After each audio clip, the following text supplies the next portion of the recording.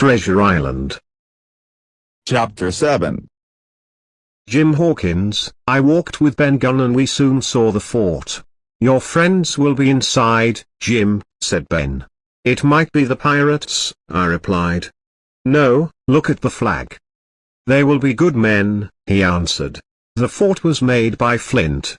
He was a clever man and he wasn't frightened of anyone, except Silver. Let's go inside, I said. I can't go in there, Gunn replied. I don't trust anyone. I'll wait for you. Remember what I told you. I can help you. Come and find me tomorrow. Before I could go to the fort, there was the sound of more gunfire and I had to hide so I wouldn't be hit. From the trees where I waited, I could now see the Hispaniola. It was also flying a flag. But it was the Black Pirates' flag. When it was nearly dark, I walked round to the back of the fort and called out. The door opened, and Dr. Livesey let me inside. I sat down and told them my story. The wind blew sand inside the fort and we found it everywhere, in our clothes, in our food and in our eyes. There was a fire to keep us warm, but the room was also full of smoke and we all coughed. Captain Smollett gave us all jobs, some looked for firewood, others went to cook food, and I was asked to guard the door. He kept us all busy, and that made us all feel better. Captain Smollett is a good man, said Dr. Livesey later that day. And what about Ben Gunn? Is he a good man? I don't know, I answered. I think he's a little crazy. Any man on an island for 3 years will be a bit crazy, explained the doctor. Did you say that he wanted some good food? Yes, I replied. I've brought some cheese with me on this journey. Let's give it to Ben Gunn, said the doctor. That evening, the men talked about how little food we had. We hoped that the pirates would leave the island with the Hispaniola. The doctor said that they would become ill if they slept outside on the island for long. And if the pirates left, we could wait until help arrived. I slept very well that night. The next morning, a voice woke me up. I heard someone say, some pirates are coming to the fort with a white flag. Look, it's Silver. He wants a truce. I got up and looked from the fort. It was a cold morning, and although it was sunny, there was a low mist. We could only see the head of Silver and another pirate. Stay in the fort, said Captain Smollett. I'm sure that this is a trick. Then he called out to Silver, tell us what you want. I want a truce, said Silver.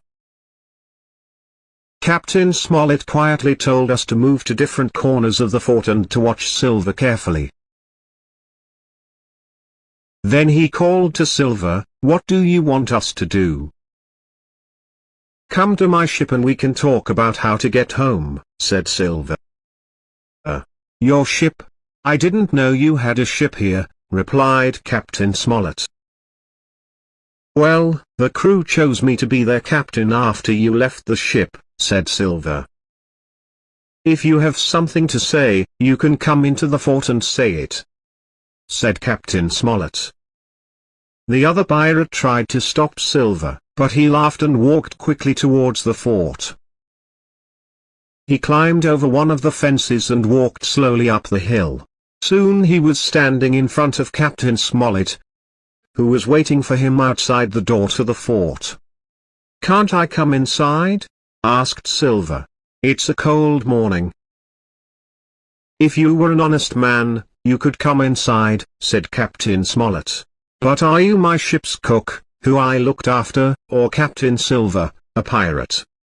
Okay, we can stay here, said Silver, sitting down on the sand.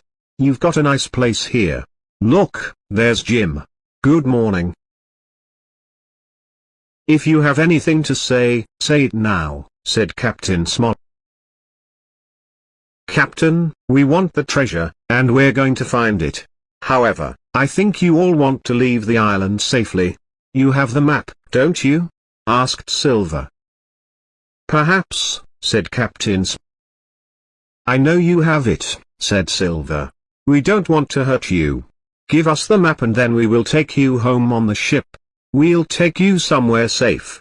Or, if you prefer, we'll leave you some supplies and you can stay on the island. Then we can ask another ship to come and take you home. It's a kind offer, and I hope you all want to take it."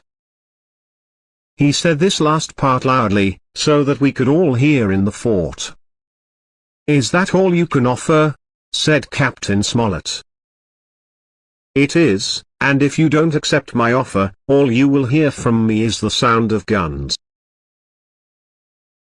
"Now you can listen to me," replied Captain Smollett.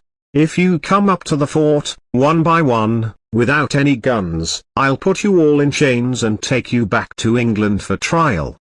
If you don't, you'll have problems. You can't find the treasure. You don't have enough men to sail the ship, and you can't fight us here in the fort." Silver looked very angry. "This will not end well for any of you," he said, and then he walked slowly back down the hill. Captain Smollett came back into the fort and said to us, "He'll be back in an hour to attack us.